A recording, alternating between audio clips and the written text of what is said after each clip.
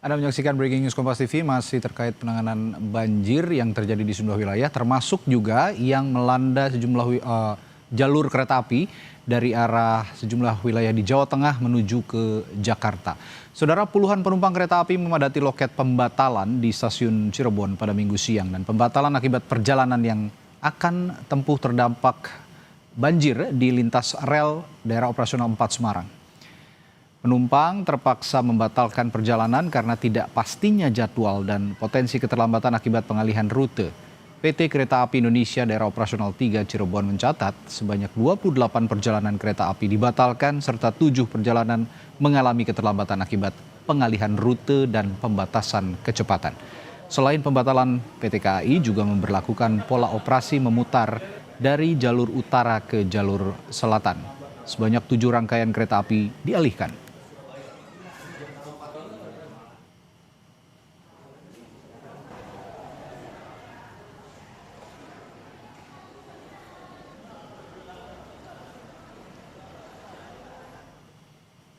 Dan untuk membicarakan hal ini, kami akan berbincang dengan VP Korkom PT Kereta Api Indonesia, Anne Purba. Selamat malam, Bu Anne. Selamat malam, Mas Radi. Baik, Bu Anne, sejauh ini artinya ada antisipasi dari PT KAI untuk beberapa jalur ataupun rel yang terendam banjir di sejumlah wilayah di Jawa Tengah? Iya, jadi antisipasi terus dilakukan sebenarnya sejak hari Jumat ya, tanggal 17. Itu sebenarnya lokasi pertama itu sudah bisa dilalui.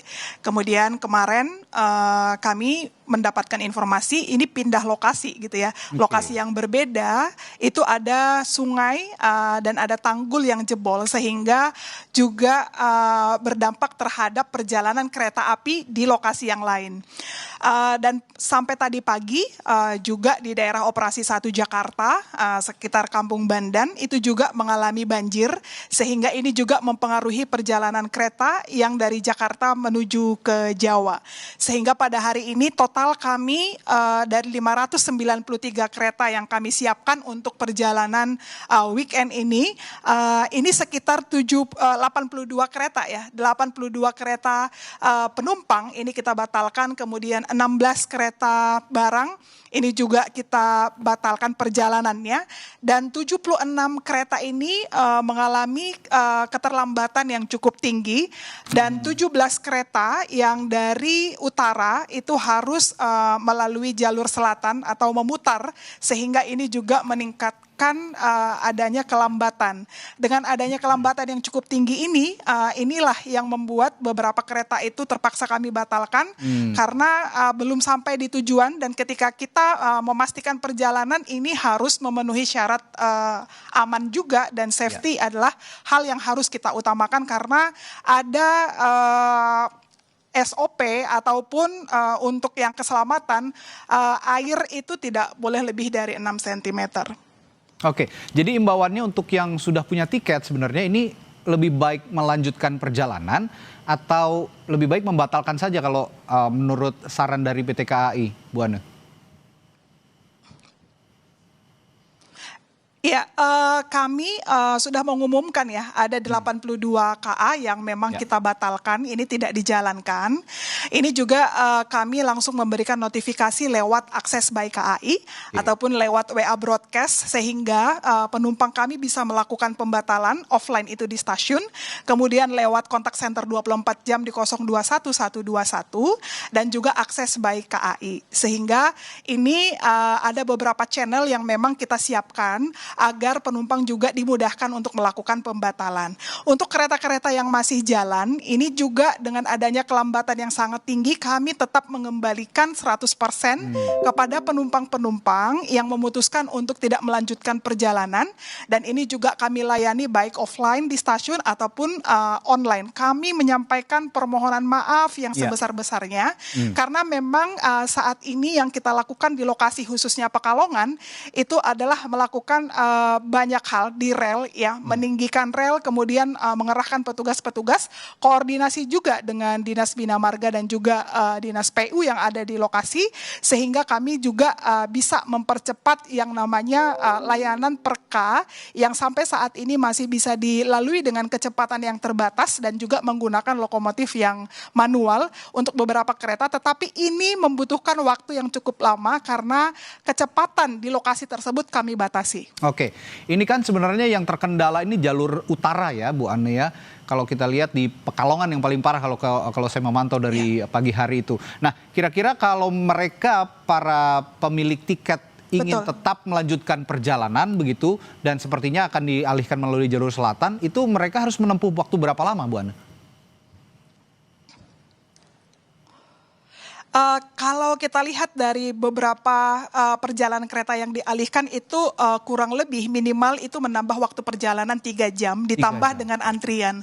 Sehingga kami melihat juga ada kelambatan di atas 4-5 jam. Ini yang memang sangat luar biasa ya penanganannya, baik antrian di sisi utara untuk kecepatan terbatas juga pengalihan ke selatannya. Karena pasti dengan adanya beberapa SOP yang dijalankan untuk safety, dan ini yang kami jalankan karena kita juga melihat bahwa penumpang ini khususnya di weekend itu ini kan arus balik menuju barat ataupun timur.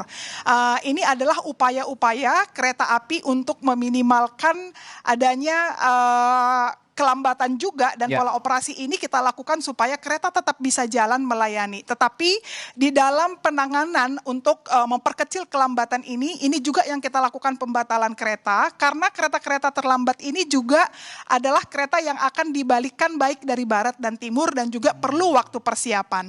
Sehingga inilah yang memang membuat kami akhirnya membatalkan sampai 82 kereta supaya nanti di dalam 1-2 kali 24 jam ini kita bisa merecover semua operation kita untuk berjalan normal kembali. Oke, satu hal juga ingin saya tanyakan Bu Ane, tadi kan ada penambahan waktu tempuh yang lumayan lama begitu ya bagi mereka yang ingin tetap melanjutkan perjalanan kereta api melalui jalur selatan.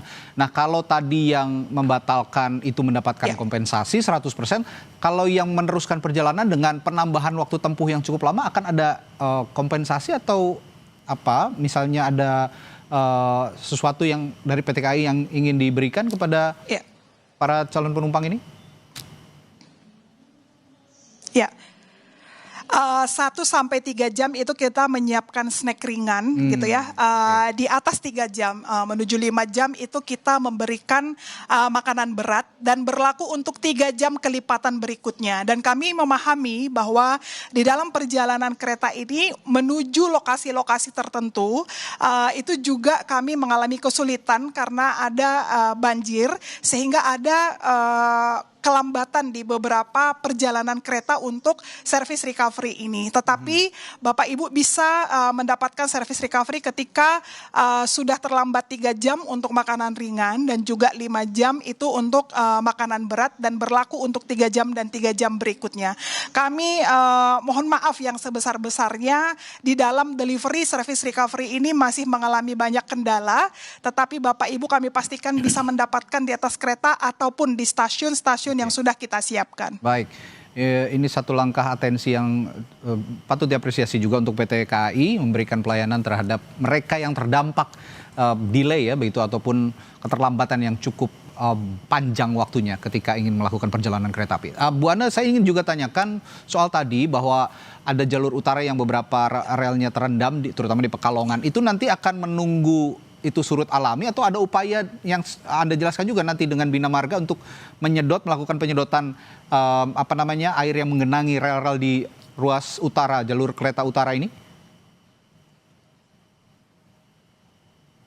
Iya, pasti ya.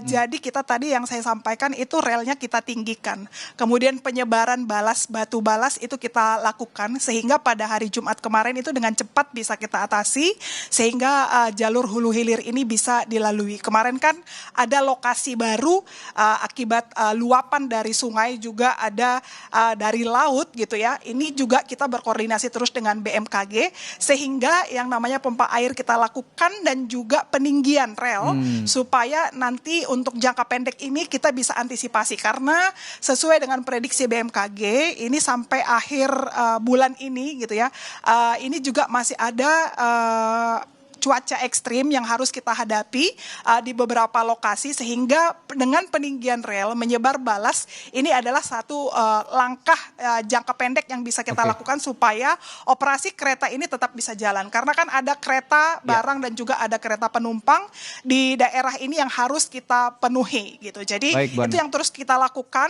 dan juga menempatkan lokomotif diesel yang ada di sana sehingga dengan kecepatan tertentu pun itu tetap bisa dilayani supaya pelanggan kita juga tetap bisa tertangani dengan baik. Ya, Bu Ane, terakhir singkat saja, saya juga ingin menanyakan koordinasi PT KAI dengan BMKG karena cuaca ekstrim ini sepertinya masih akan terus berlanjut hingga Februari. Selain di wilayah utara, jalur utara kereta api Jawa Tengah, wilayah-wilayah mana lagi yang dipetakan oleh PT KAI harus diwaspadai dan diantisipasi jika ada kejadian serupa, dan akhirnya PT KAI sudah bisa mengantisipasi hal yang serupa begitu? Iya, Dapsus itu ada ya, daerah yang memang kita prediksi juga ada beberapa kendala terkait dengan longsor, itu di selatan ada, kemudian juga di utara.